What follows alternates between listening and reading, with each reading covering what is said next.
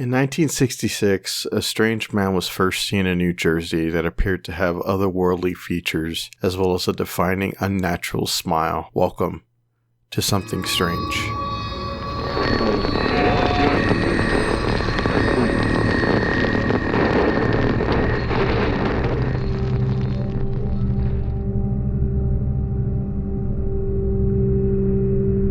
The legend of a man named Indrid traces its roots back to 1966. He is also known as the Smiling Man or the Grinning Man, as the witnesses who have appeared to have seen him report that he smiles and grins at everyone who meets him. In his first sighting, he was described as being over 6 feet tall and wearing a reflective green suit with a black belt. He had a dark complexion and small, beady eyes set very far apart. He was also described as not having any nose, ears, or hair. In his second known encounter, his suit was said to be blue instead of green, but still retained its reflective property. Along with that, he was described as looking perfectly natural, with slick black hair, a coat with the top 2 buttons unbuttoned, and having pants lighter than the coat, but still of the same material. He was also described as being quite tan, though not dark, and looking like any other normal human being. The first sighting was on October 16th, 1966, when 2 boys named Martin Munov and James Yankitis in New Jersey were walking on 4th Street. They saw a surreal figure standing near a fence, and as they walked closer, the figure was a tall, bald man wearing a metal green suit who was staring right at them with a huge grin. Shortly after, the man chased them until they got away from him. Martin Munov, quote, said, "Jimmy nudged me and said, 'Who's that guy standing behind you?' I looked around and there he was, behind that fence, just standing there. He pivoted around and looked right at us, then he grinned that big old grin." The second sighting was on November 2nd, 1966, in Parkersburg, West Virginia, roughly around the same area and time as the Mothman came about. Woodrow Derenberger was driving his way home on Interstate 77 until he heard a crash. Then, an unidentified vehicle appeared to land in front of his truck.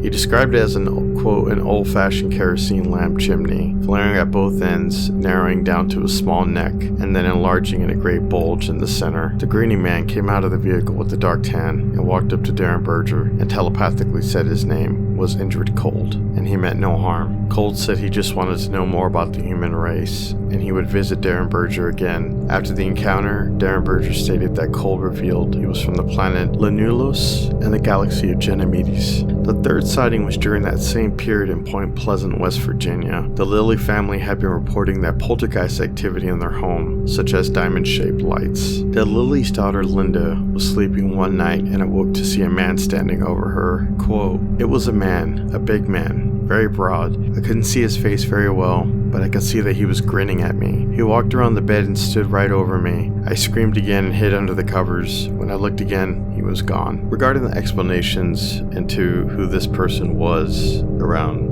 and the legend surrounding him, it is commonly believed that Indrid may be some kind of alien entity and is supported by its close connection with UFO activity and with Derenberger's sighting. It was also said by Derenberger that the grinning man is in fact a species of aliens with multiple grinning men, although it was said that this is unlikely unless the aliens are shapeshifters, because it would be almost impossible for a race to take the exact same evolutionary path as us. Given its absolute close proximity to the sightings of the Mothman and the legend surrounding that, it could just be a normal human man or a hoax based off the popularity of the fear of the Mothman, who again was also first sighted around that same time as Indrid Cold was sighted. One other interesting explanation is that he could have been known as a man named Valiant Thor who spent 3 years at the Pentagon. Valiant Thor, who may have presented himself as Indrid Cold to the Derenberger family, appeared at Howard Menger's UFO convention in High Bridge, New Jersey in 1957. Publisher Gray Barker worked with Thor to convince several contactees to approach authorities and publish books,